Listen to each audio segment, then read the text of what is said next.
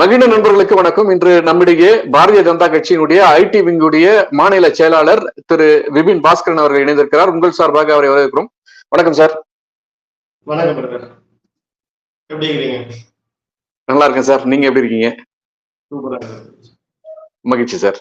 ஒரு நெருக்கடியான சூழல நம்முடைய இந்த சந்திப்பு இருக்கு. கடந்த ஒரு வாரமா கள்ளக்குறிச்சியினுடைய சம்பவம் தமிழ்நாட்டையும் மட்டுமல்லாமல் இந்தியாவையும் ஒழிக்க கொண்டிருக்கிறது.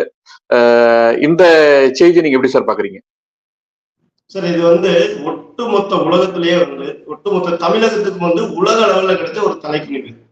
இந்த கையாளாத அரசாங்கம் கடந்த 3 வருடங்களாக இந்த தமிழ்நாட்டை தேனாரும் பாலாரும் நாங்க ஓட்டுவோம், நாங்க செய்வோம்னு சொல்லிட்டு இன்னைக்கு கள்ளச்சாராயத்தையும் சாராயத்தையும், ஒரு பக்கம் சாராயம் ஒரு பக்கம் கள்ளச்சாராயம், இந்த ரெண்டையும் இந்த தமிழக மக்கள் கிட்ட குறையோடி கொண்டு போய் சேர்த்தி, கடைசி கூடி மக்கள் வரைக்கும் கொண்டு போய் சேர்த்தி இன்னைக்கு இந்த தமிழகத்தை அழிச்சுக்கிட்டு இருக்கிறாங்க.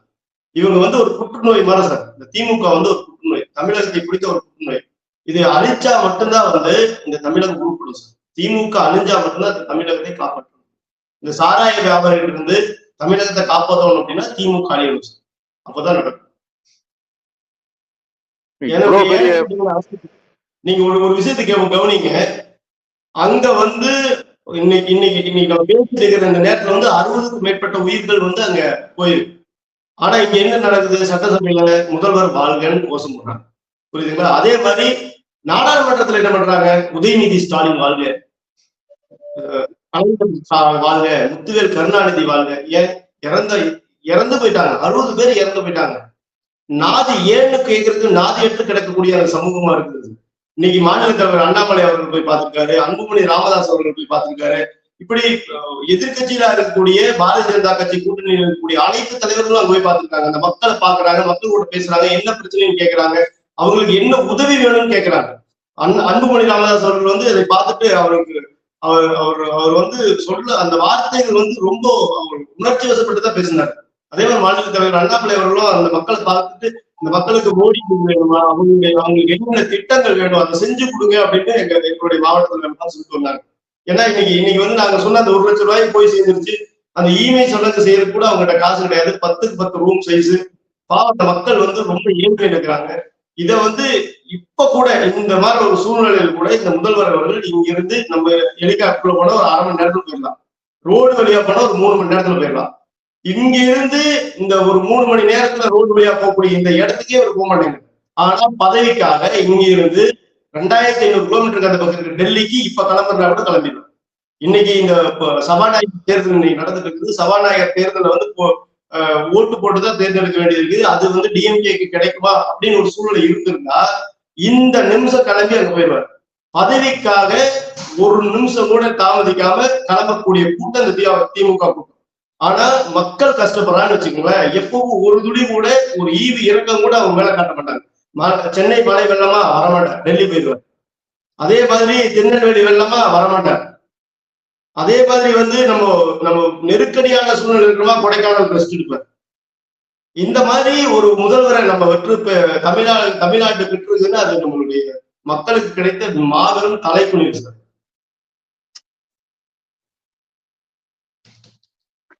இப்போ அரசு உடைய மெத்தன போக்கு நமக்கு தெரியுது. எதிர்கட்சியா பாரதிய ஜனதா கட்சி முதல்ல ஆர்ப்பாட்டம், அப்புறம் முதல்ல கவர்னர் சந்திப்புன்னு சொல்லிட்டு ஒரு பெரிய எழுச்சியா இந்த விஷயத்தை கையில் எடுத்து மக்களுக்காக களமிறங்கி இருக்காங்க. இப்ப இதனுடைய அடுத்த கட்ட நடவடிக்கை என்ன செய்ய போகுது பாரதிய ஜனதா கட்சி? இந்த செய்தி எப்படி எடுத்துன்னு போகுது சார்? இது நல்ல கேள்வி. எப்படின்னு கேட்டீங்கன்னா, இங்க பாருங்க, இந்த தமிழ்நாட்டுல மக்களுக்காக போராடக்கூடிய கட்சி ஒரே கட்சி எதுன்னு கேட்டீங்கன்னா பாரதிய ஜனதா தலைமையிலான இந்த கூட்டணி கட்சிகள் மட்டும்தான். இதுல பாரதிய ஜனதா கட்சி மாநில தலைவர் அண்ணாமலை அவர்கள் அங்க போய் பார்த்துட்டு கடுமையான வார்த்தைகளை பேசணும், உங்களை எல்லாம் சந்திக்கணும் அப்படின்னு பத்திரிகையாளர் பார்த்துட்டு பேசும்போது அவர் என்ன சொல்றாரு அப்படின்னா, முதல் வேலையாக முத்துசாமி அவர்கள் பதவி விலகணும், 1000 டாஸ்மார்க் போடணும், முதல்வர் இங்க பார்க்கணும், முதல்வர் பதவி விலகணும் கூட சொல்லு, முதல்வர் இங்க பார்க்கணும், ஏன் பார்க்க மாட்டேங்கிறார் அப்படின்னு சொல்லிட்டு நாங்க இந்த மாதிரி ஒரு ஆர்ப்பாட்டத்தை அறிவிக்கிறோம் அப்படின்னு அறிவிச்சு ஆர்ப்பாட்டம் பண்ணும்போது தமிழகம் முழுவதும் பாத்தீங்கன்னா பாரதிய ஜனதா கட்சி தொண்டர்கள் அரெஸ்ட் பண்றாங்க. ஆனா ஏடிஎம்கே ஆர்ப்பாட்டம் பண்ணுனா அனுமதி கொடுக்குறாங்க. இது எந்த மாதிரியான ஒரு தமிழ்நாடு கல்ச்சர் பாருங்க. இப்ப இப்படி டிஎம்கே உடைய முதல் எதிரியாக ஏடிஎம்கேவோட முதல் எதிரியாக டிஎம்கே. ஆனா ஏடிஎம்கே ஆர்ப்பாட்டம் பண்ண டிஎம்கே அனுமதி கொடுப்பாங்க. ஆனா பிஜேபி ஆர்ப்பாட்டம் பண்ணா இன்னைக்கு அனுமதி கிடையாது, அரெஸ்ட் பண்றாங்க. அப்போ யாரை பார்த்து பயம் பாருங்க டிஎம்கே. பிஜேபி பார்த்து எவ்வளவு பயம் இருக்கு பாருங்க. பிஜேபி காரனா அரெஸ்ட் பண்ணு, பாரதிய ஜனதா கட்சி தலைமையிலான தேசிய ஜனநாயக கூட்டணிகளா அவங்க யாரும் பிடிச்சி அரெஸ்ட் பண்ணு. இப்ப இன்னைக்கு வழக்கறிஞர் நம்ம பாட்டாளி மக்கள் கட்சியினுடைய மூத்த தலைவர் பால் அவர்கள் மேல கேஸ் இன்னைக்கு 1 கோடி ரூபாய் மான நஷ்ட வழக்கு போட்டிருக்காங்க. இப்ப எந்த அளவுக்கு தேசிய ஜனநாயக கூட்டணி பார்த்து உங்களுக்கு பயம் பாருங்க. ஏன்னா இங்க உண்மையை பேசுறோம், இந்த மக்களுக்காக நிக்கிறோம், களத்துல நிக்கிறோம், நம்ம எதிர்த்து கேள்வி கேட்கிறோம். நம்ம யாருக்கிட்டையும் 1 ரூபாய் காசு வாங்கல, நம்ம அவங்களை எதிர்பார்த்து நிக்கல, நம்ம அவங்களோட கள்ள கூட்டணி போட்டுக்கலாம். ஏடிஎம்கே மாதிரி டிஎம்கே கூட கள்ள கூட்டணி போட்டுக்கலாம். நம்ம பங்காளிகளா இருக்கு, நம்ம அவங்களை எதிர்த்து நிக்கிறோம், எதிர்த்து கேள்வி கேட்கிறோம். ஏன்டா செய்யற, ஏன் தப்பு பண்ற, இந்த மக்களுக்கு உண்டான சேவைகளை ஏன் செய்ய மறுக்கிற, முதல்வர் ஏன் வர மறுக்கிறாரு, இந்த சாராய ஆலை நடத்துறதே டிஎம்கே காரன் தானே, அவனை ஏன் அரெஸ்ட் பண்ணாம இருக்கிற, இங்க இந்த கண்ணுக்குட்டிங்கிற ஒரு ஆள் அரெஸ்ட் பண்ணிக்கிற, அதுக்கு மேல இருக்கிற அந்த அதுக்கு திரைமறைவா இருக்கக்கூடிய முக்கியமான நிர்வாகிகளால ஏன் நீங்க அரெஸ்ட் பண்ணல.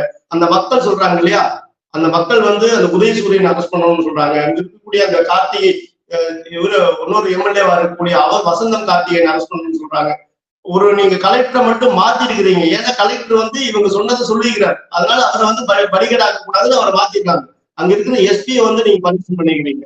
அப்போ பனிஷ்மெண்ட் பண்ணது இல்லாம உங்களுடைய அதிகார வர்க்கத்தில் இருக்கக்கூடிய டிஎம்கே காரணால ஏன் என்ன நீங்க பனிஷ்மெண்ட் கொடுக்காம இருக்கிறீங்க, அவங்களெல்லாம் ஏன் கொடுக்காம இருக்கிறீங்க, ஏன் அரெஸ்ட் பண்ணாம இருக்கிறீங்க நம்ம கேட்கணும். அப்ப நம்ம கேட்கும் போது அவங்களுக்கு என்ன ஆகுதுன்னா அது ஒரு எரிச்சல் உருவாக்குது. அதாவது எப்படி உண்மையை கண்டுபிடிக்கிறாங்க, ஏன் இந்த மாதிரி இவங்க விட்டோம்னா இவங்க கேள்வி கேட்டுட்டே இருப்பாங்க, அதனால அரெஸ்ட் பண்ணி உள்ள போடு, யாரு கேட்டாலும் அரெஸ்ட் பண்ணி உள்ள போடு. யாரு கேட்டாலும் ஆர்எஸ் பாரதி அவர்கள் சொல்றாரு, எங்கள் மீது குறைகள் சொல்லியிருந்தீங்கன்னா நாங்களுக்கு உடனே மான நஷ்டம் வழக்கு போடுவோம்னு சட்ட அமைச்சர் ரகுபதி சொல்றாரு, ஆர்எஸ் பாரதியும் சொல்றாரு. இப்ப நீங்க எந்த அளவுக்கு பயந்து கிடக்காரு பாருங்க. அது இல்லாம ஆர்எஸ் பாரதி அவர்கள் என்ன சொல்றாரு, இதுக்கு முழுக்க மூளை காரணமா அண்ணாமலை இருப்பாரு அப்படிங்கிற இந்த மூலகட்ட ஆர்எஸ் பாரதி நம்ம என்ன சொல்ல முடியும்.